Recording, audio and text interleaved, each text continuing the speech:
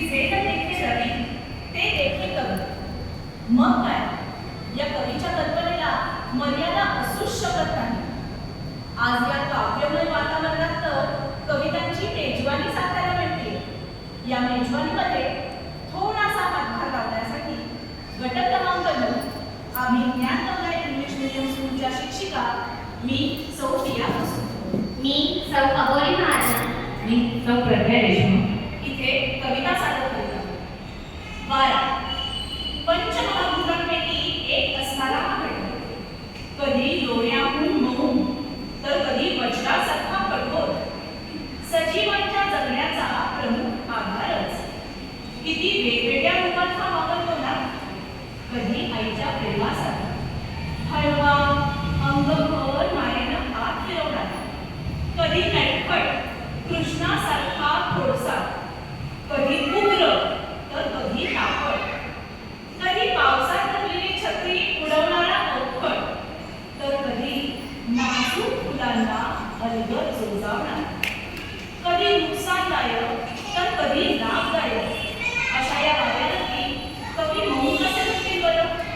आमच्या कवयित्री अरुणा ढेरे यांची एक गोड कविता सादर करते आहे. माझी गोडसखी अबोली. वारा म्हणजे वटवट राहू, वारा म्हणजे वटवट राहू, बोल बोल बोलत असतो. झाडांच्या पानांशी, बांबूंच्या पानांशी तासनतास गोष्टी करतो. वारा म्हणजे उन्हाळ नुसता, वारा म्हणजे उन्हाळ नुसता, सकाळपासून भटकत सुटतो. डोंगर माथ्यावर, दरीच्या काठावर मस्त मजेने हिंडत असतो. वारा म्हणजे वात्रट मुलगा, वारा म्हणजे वात्रट मुलगा, चेष्टा करतो, गमती करतो, म्हाताऱ्या झाडाच्या अंगावरच्या पानांचे कपडेच पळवून घेतो. वारा म्हणजे शाणा राजा, वारा म्हणजे शाणा राजा, देव बाप्पाची कामे करतो. झाडांच्या बिया, फुलांचे गंध कितीतरी दूरवर वाहून येतो. वारा म्हणजे मायाळू भारी, वारा म्हणजे मायाळू भारी, झुळझुळ झुळझुळ हलके येतो. बाळाचा पाळणा हळू झुलवत अंगाई म्हणत थोपटत राहतो. वारा म्हणजे वटवट राहू, बोल बोल बोलत असतो. छान. कवितेचंही वारा आता छान पाहायला लागले नाही का. तुम्हाला माहित आहे का, आपल्या मराठी भाषेचे कौतुक संत श्रेष्ठ ज्ञानेश्वरांपासून अगदी हल्लीच्या नवकवींकडून सुद्धा केले जाते. ते का बरं, तर अमृतातही पैजा जिंकणारी मराठी खूपच सरळ आणि समृद्ध आहे बरं का. आता हेच पहा ना, आमच्या या मराठीत एका शब्दाचे किती वेगवेगळे अर्थ निघतात आणि ते आमच्या मराठी कवीने निघले नाही तरच नव्हे. मराठीतील सर्वांचं लाडकं पाखरू चिवताई म्हणजे चिवचिव चिमणी हिच्या नावाचे अनेक संदर्भ उलगडून आमचे कवी दासवैद्य यांनी किती सुंदर काव्यरचना केली आहे आणि एका गंभीर प्रश्नाकडे सर्वांचं लक्ष वेधून घेतलं आहे. सादर करते आहे माझी प्रिय मैत्रीण पिया कविता चिमणी. जुन्या बंद पडलेल्या गिरणीची चिमणी दाखवून झाल्यावर मुलीचा चिमणीबद्दलचा गोंधळ वाढला अधिकच.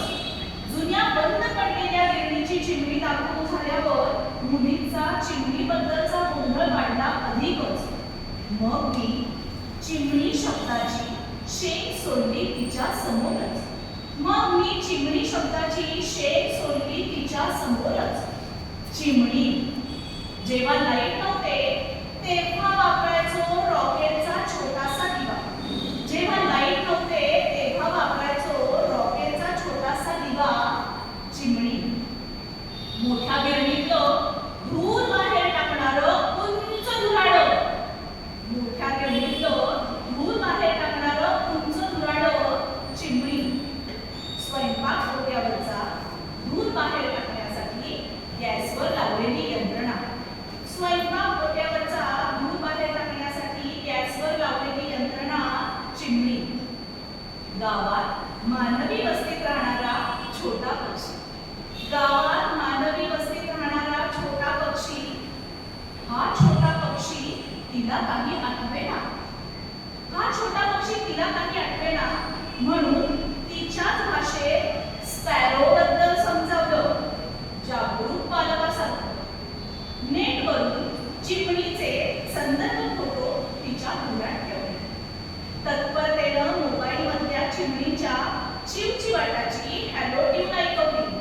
तिनेही टाळ्या वाजवल्या.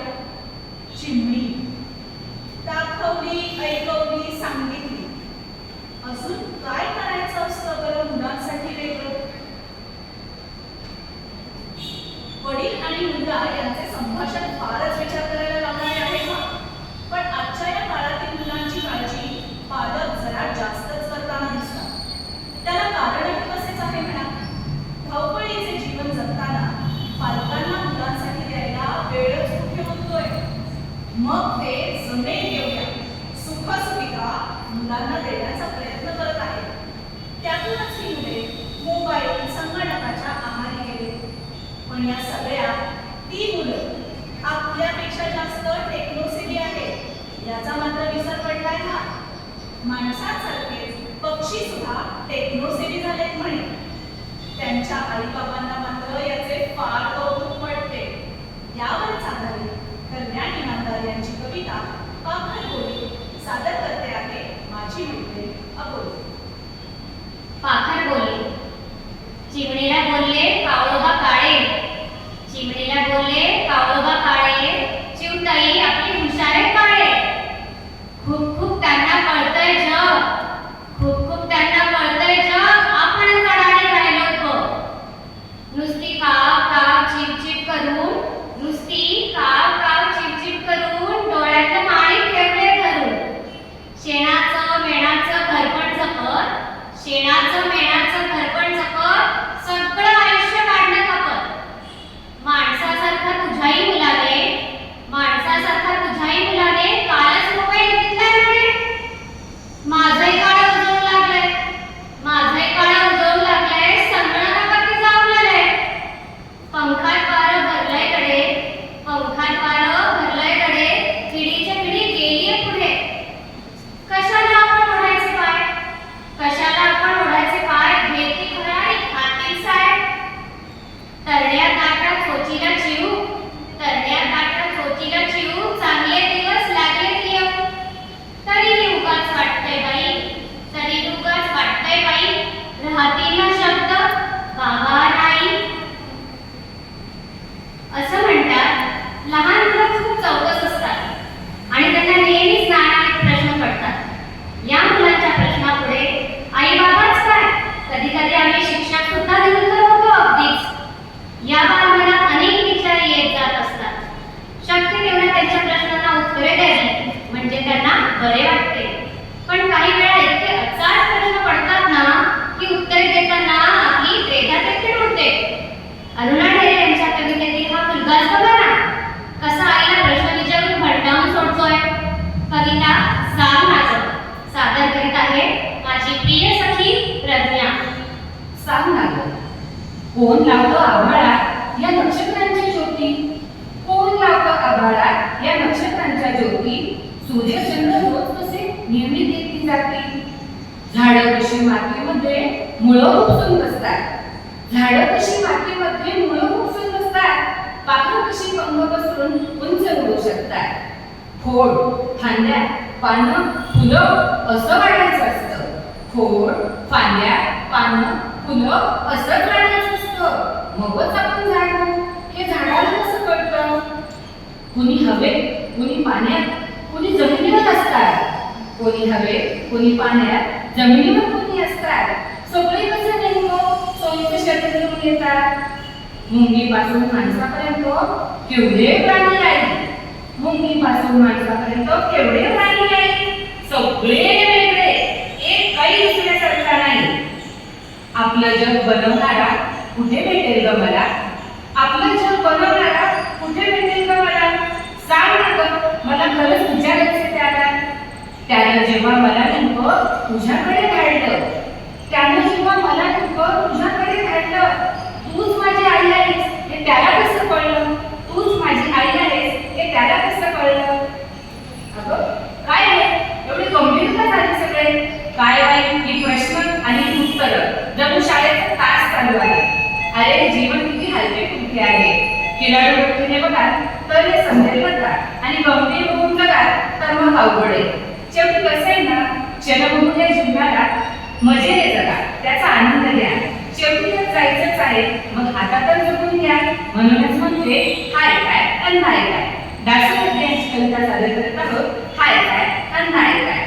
पाण्यात उभ्या बबल्याला एकच पाय. पाण्यात उभ्या बबल्याला एकच पाय. हाय काय अन नाही काय. हाय काय अन नाही काय. शहाणपण साबणाचं पेसात वाहून जाय. शहाणपण साबणाचं पेसात वाहून जाय. हाय काय अन नाही काय. हाय काय अन नाही काय. पोपटाच्या गळ्याभोवती लाल लाल काय. पोपटाच्या गळ्याभोवती लाल लाल काय. हाय काय अन नाही काय. हाय काय अन नाही काय. गोठ्यातील वासराच्या डोळ्यात पारू गाय. गोठ्यातील वासराच्या डोळ्यात पारू गाय.